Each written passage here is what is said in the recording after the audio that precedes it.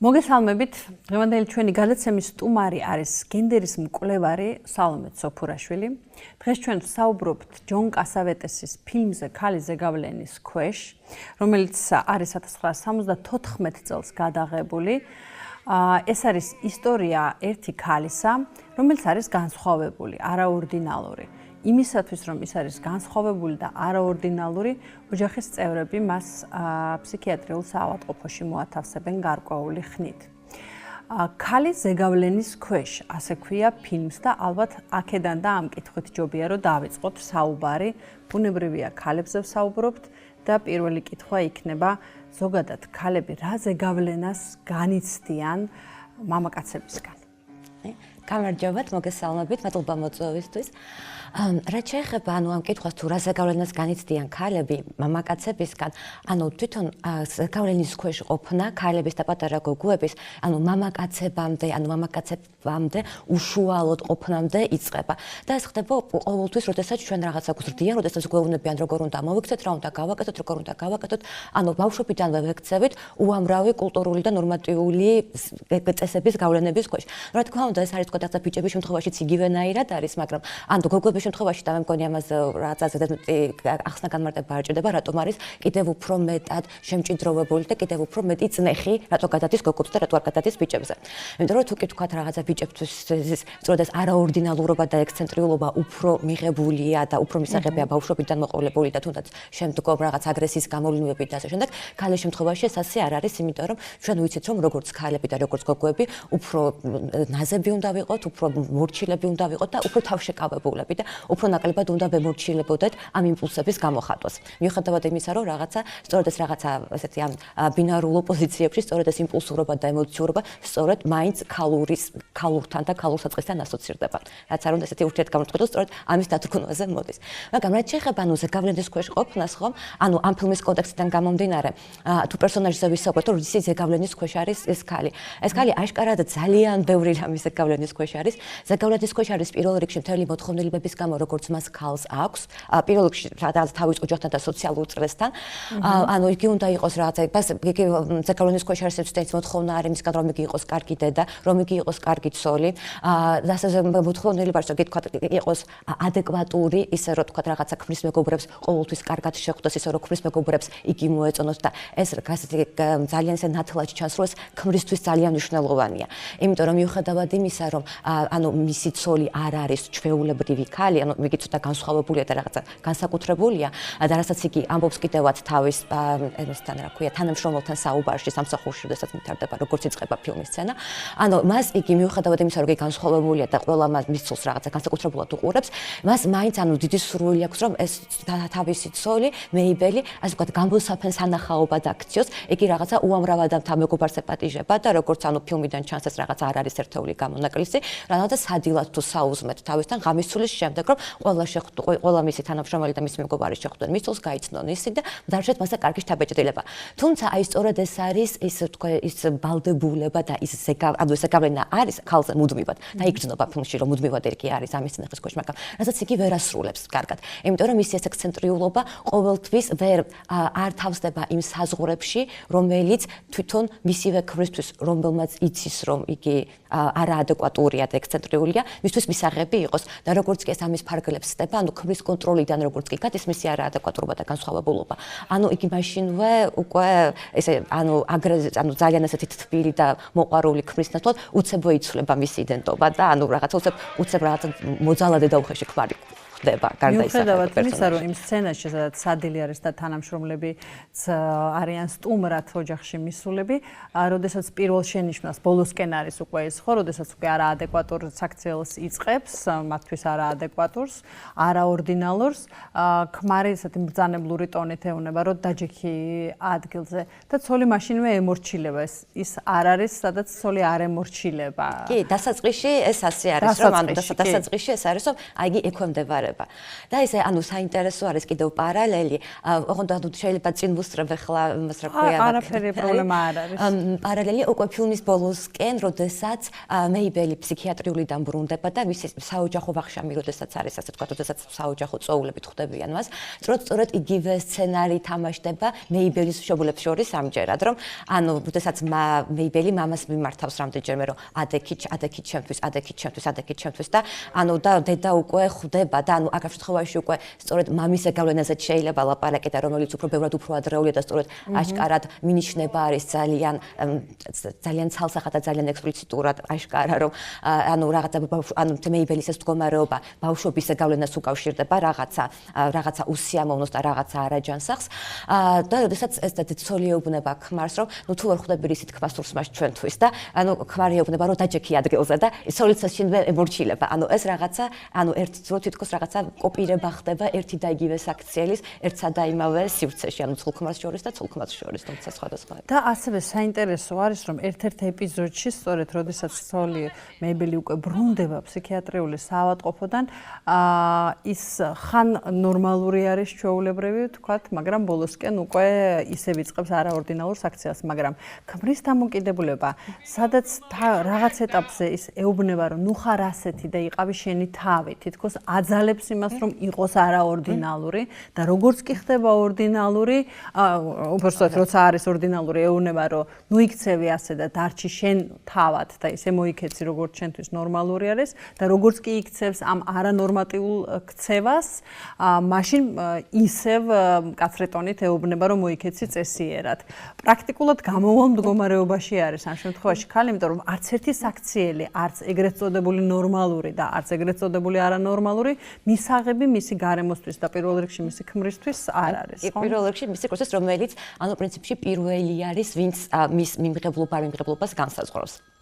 ეს არის და ამ შემთხვევაში საინტერესო ის არის, რომ ეს ფრაზაზე მეც ძალიან ისე გავამოხდა, როგორ უცხოარი იმისთვის გაწონასწორებული, სტაბილური მეიბელი, რომელსაც რაღაცა მუდმივი ზუნვა არ ჭირდება და მუდმივი დაყვავება არ ჭირდება, მუდმივი დატოქსვა არ ჭირდება და თითქოს კი მუდმივი კონტროლი და თითქოს ეს რაღაცა ნიკის, ამ ქმრის ფიგურა, თითქოს და მისი ასე თქვა პიროვნება თითქოს იმცხრება და თითქოს საკუთარივე სტაბილურობისთვის ჭირდება ცოტა ცოტა არაორდინალური, მაგრამ არც ზედმეტად არაორდინალური მეიბელი, რომ მუდმივად მის მაკონტროლებლად იგრძნოს თავი და კიდევ რაც არის ძალიან საინტერესო, იყავი საკუთარი თავი. როდესაც ეუბნება, იყავი ის, ვინც ხარ და ამ შემთხვევაში არის, რომ ვინ არის მეიბელი. პრინციპში თუ ვინ არის მეიბელი და როგორია მეიბელი, ჩვენ ამას ფილმში პრინციპში ვხედავთ. იმიტომ რომ ჩვენ მას ფილმში რასაც ვუყურებთ, ხედავთ მას ერთი უკიდურესობიდან მეორე უკიდურესობაში, ასე ვთქვათ, ერთი გარდამავალს და თუ ვინ არის იგი, როგორია იგი, ამაზე პრინციპში ფილმში პასუხი არ არის. ყოველ შემთხვევაში ჩემი აღქმიდან ასე გამოვიდა შეიძლება თქვა ვიღაცებს სხვა შემეწინააღმდეგოს და არ დამეთანხმოთ კიდევაც ამაში. არა, გეთანხმები კი აბსოლუტურად, იმიტომ რომ კი არის. არ არის და სწორად და პირველივე ასოციაცია რაც ამაზე მომდა რომ იყავი ის ვინც ხარ და ვინ უნდა იყოს, ხო, როდესაც არც ერთი ფორმა არ არის ვისწრები.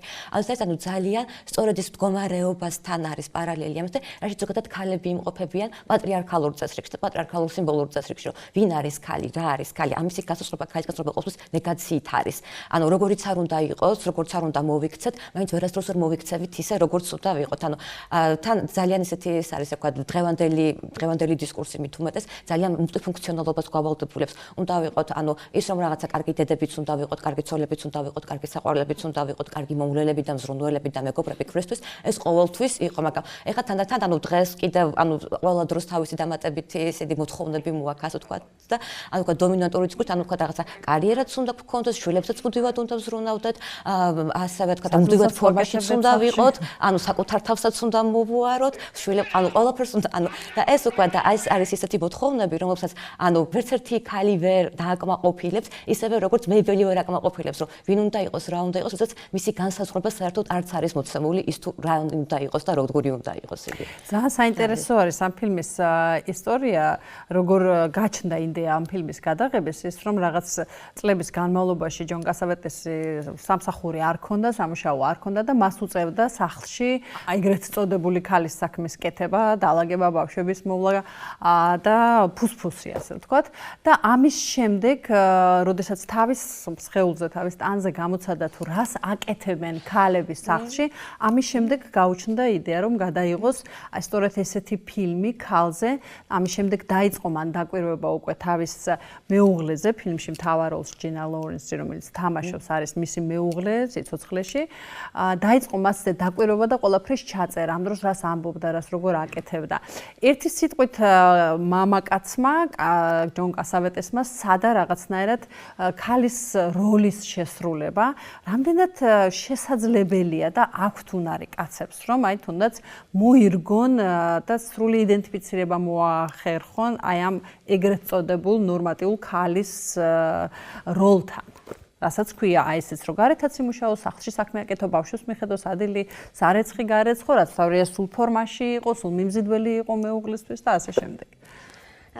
რამდენად თეორიულადაც თუნდაც რამდენად შესაძლებელია რომ კაცმა ეს როლი მოირგოს. ალბათ მცდელობა, როგორც ასე ვთქვათ, ანდაზები ამბობენ, მცდელობას ყოველთვის მაქვს შედეგი. ასე რომ ისეთი ის არის, რა ქვია, მცდელობა ალბათ შედეგს მოიტანს. თუმცა, ამ შემთხვევაში, ამ მაგალითზე შეგვიძლია ვთქვათ, რომ გარკვეულწილად მოახერხა ეს კასავეტესმა, იმიტომ რომ მისი ფილმი ნამდვილად ესეთი მგრძნობელობით არის ქალის მიმართ და ქალის ხასიათის, ქალის ფუნქციის. ქალის ფუნქციის გრძნობელობით კი ნამდვილად, მაგრამ მეორეს მხრივ, თვითონ როგორც გამოიხატება თვითონ უშუალოდ ცოლ-ქმრის ურთიერთობაში, პერსონაჟების საუბარზე მაგ შემთხვევაში ლაპარაკი და ეს კასავეტესგან ნამდვილად ძალიან დასაფასებელი და ძალიან ასეთი დასაფასებელი ნაბიჯია, რომელიც სცადა, ასე ვთქვათ, თავისი მეუღლის და ტყავში ჩამძვრალი იყო და თქო სხვანაირად შემოხვდა, მაგრამ გონი ამ ფილმმა მაინც კიდევ რაღაცა, შეიძლება ამ იდეით დაიწყო, მაგრამ კიდევ სხვანაირი განვითარება მიიღო და კიდევ სხვანაირ სხეულად შეიკრა და ალბათ ეს მის რაღაც ოჯახურ ცხოვრებას არასახავს ესეთი რაც ამ ფილმში ხდება. და თვითონ ამ ფილმში რასაც ხედავთ, ხო თვითონ ამ ქმარსაც თითქოს ერთი შეხედვით ყოველ შემთხვევაში ასეთი შთაბეჭდილება რჩება, ყოველ შემთხვევაში და ფილმის ყურება რო დავიწყე, ასეთი შთაბეჭდილება დამრჩა რაღაცა პირველი 15 წუთის განმავლობაში, რომ ეს ქმარიც ცდილობს, რომ თავისი ცოლის ყავში ჩაძვრეს და ცდილობს, რომ თითქოს მისი კუთხიდან შეხედოს, ასე ვთქვათ, მის აქციელს, მის დამოკიდებულებას, მის მიმართ შვილების მიმართ, მისი მეგობრების მიმართ, თუმცა მართალია ბოლომდე ვერ იაზრებს ამას და ბოლომდე ვერ იღებს, ბოლომდე იდენტიფიცირებას ვერ ახდენს, რატო აკეთებს ამას მეიბელი და როგორ აკეთებს და ასე შემდეგ. მაგრამ მცდელობა თითქოს თავიდან არის სახეზე. მაგრამ მეორეს მხრივ მეორე მხრივ ეს არის, რომ როდესაც იმეშვება, რა ქვია, საბოლოოდ იდენტიფიცირებას, პრინციპში ეს იდენტიფიცირების მომენტი მოჩვენებითია. და პრინციპში, რაც არის, ეს არის რაღაცა ძმის ცოლთან ურთიერთობა, ეს არის იმისი სურვილი, რომ საკუთარ ცოლში, ასე ვთქვათ, პრინციპში ფსიქოანალიტიკურ ენაზე ამას რაღაცა ქალის სარკულ როლს ეძახიან, რომ აირეკლოს საკუთარი თავი, აირეკლოს საკუთარი იდენტობა და აირეკლოს საკუთარი მამსკულინობა, ისეთი როგორიც მას სურს რომ იყოს.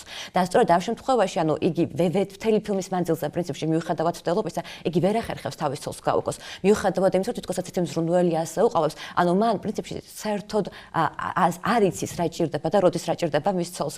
როდესაც იგივე ესე ფსიქიატრიულიდან გამოსვლის სცენას რომ დავუბრუნდეთ, იგი სანამ ოჯახურ წვეულებამდე სანამ მივიდოდა საქმემ, უამრავი ადამიანი ყავს დაპატიჟებული ყავს თავის მეგონი, ყველა თანამშრომელი, ყველა მეგობარი, მათი ცოლები, იმიტომ რომ თქვა რაღაცა დიდი იმითი, რა ქვია, ფეიერვერკებით უნდა რომ შეხვდეს. კი, ზარზეიმით უნდა რომ შეხვდეს და ამ დროს მიუხედავად და ამ დროს უკვე ფილმს უყურებთ და სრულად გაოცებული ვიყავთ, რომ ღმერთო ჩემო, როდესაც ეს კაცი ამდენი ხანი ცხოვრობს თავის ცოლთან, თუ ვერ ხვდება იმას, რომ ასე არ შეიძლება ცოლს დახვდე და ასე არ შეიძლება ცოლს დახვდე, როდესაც იგი ფსიქიატრიულიდან გამოდის. კი, არ არის და მას ნამდვილად არ ჭირდება ეს ზარზემი და ნამდვილად დაჭირდება ამდენი უცხო ხალხი 6 თვიანი განშორებისგან საკუთარ შვილებთან და საკუთარ ქმართან და საკუთარი ოჯახის წევრებთან. ეს განშორება არ იყო მისი სურვილის შესაბამისად და ეს იყო მისი სურვილის წინააღმდეგ. კი, აბსოლუტურად. და აქედან გამომდინარე, რაღაცა შოკის ჩამგრელი იყო, აქედან უკვე ძალიან ცხადი ხდება, რომ საერთოდ წარმოდგენა არ აქვს, ქმრის პერსონაჟს, როგორ შეიძლება მან მოახდინოს საკუთარ ცოლთან იდენტიფიცირება და როგორ შეიძლება იგი ჩაწვდეს მის საჭიროებებს, უბრალოდ მას ამის შესაძლებლობები არ აქვს. ამ შემთხვევაში გამოდის, რომ კასავეტესის პასუხი არის ის, რომ კაცი ვერასოდეს ვერ შეეძლებს ქალად ყოფნას, იმ როლში ყოფნას, სრულფასოვან იდენტიფიცირებას სადაც არის ქალი.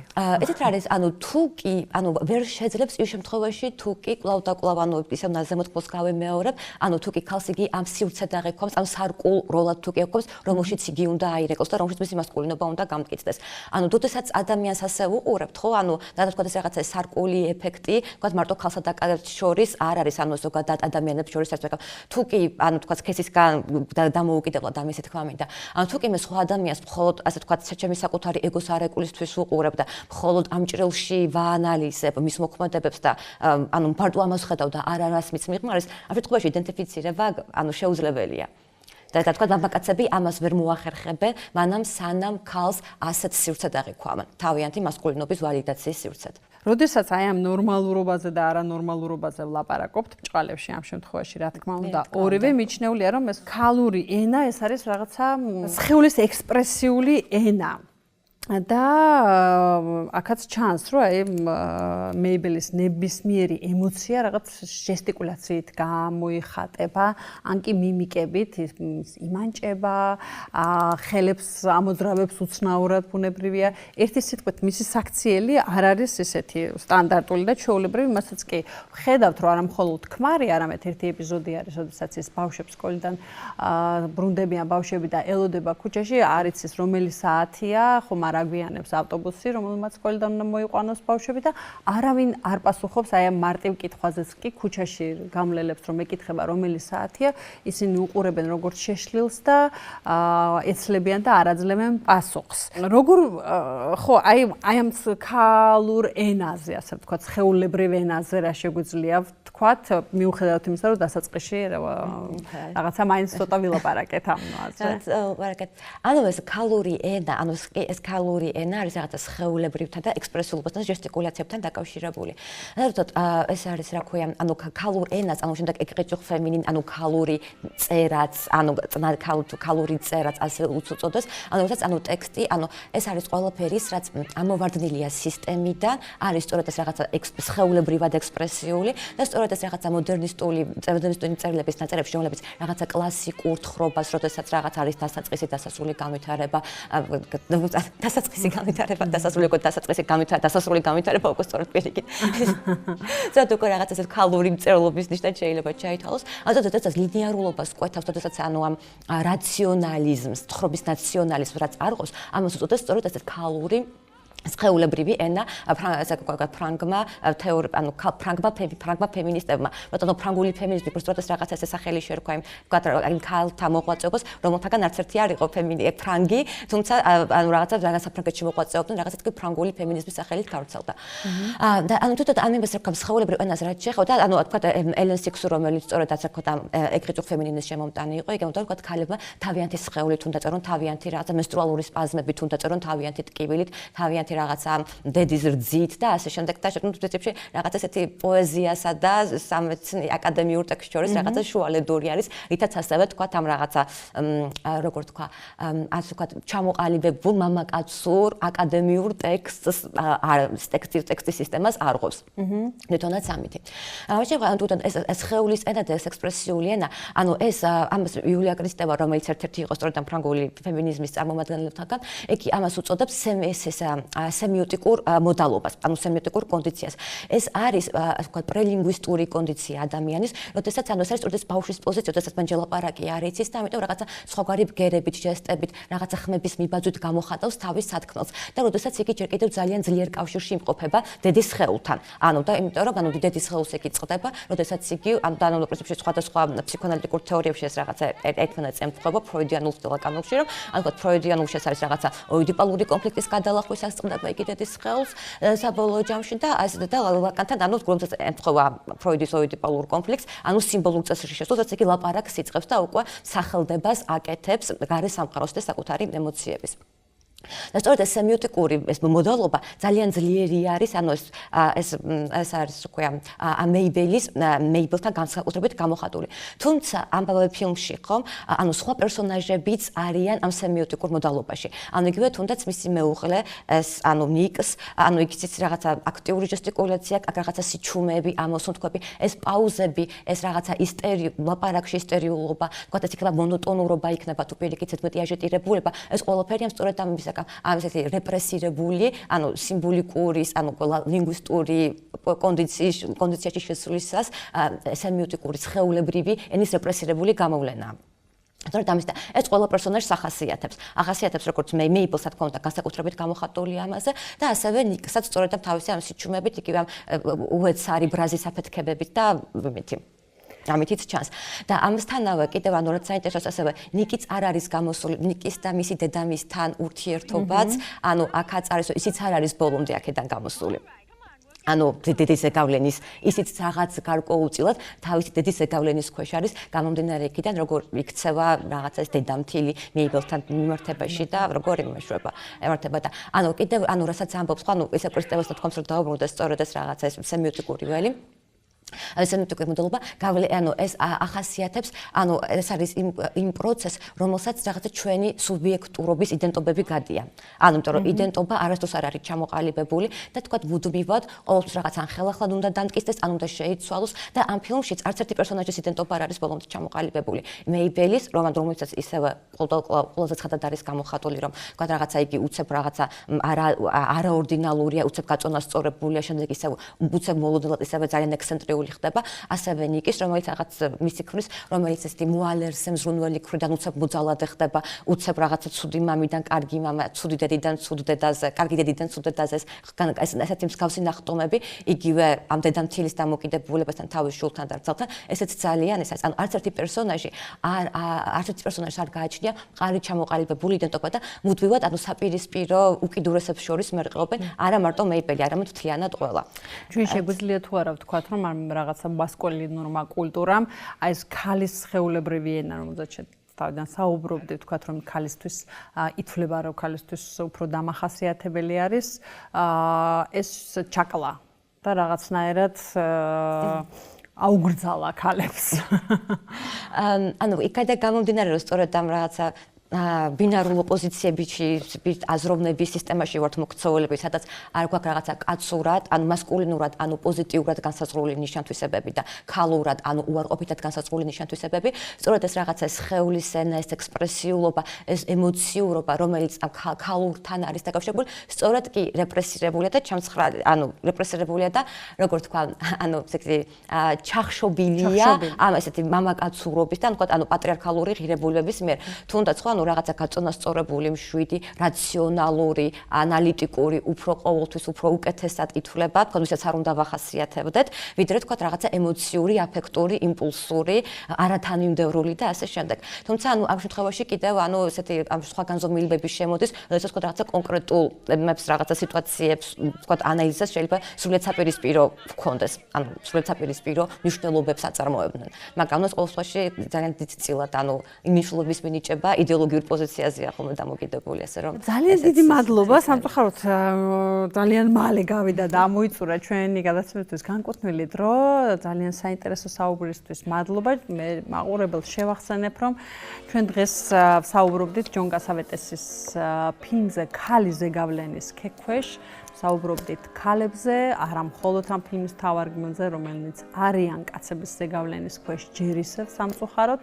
ჩვენი გადაცემის სტუმარი გახდათ გენდერის მკვლევარი სალომე ცოფურაშვილი. ძალიან დიდი მადლობა კიდევ ერთხელ საინტერესო საუბრისთვის. მადლობა თქვენ.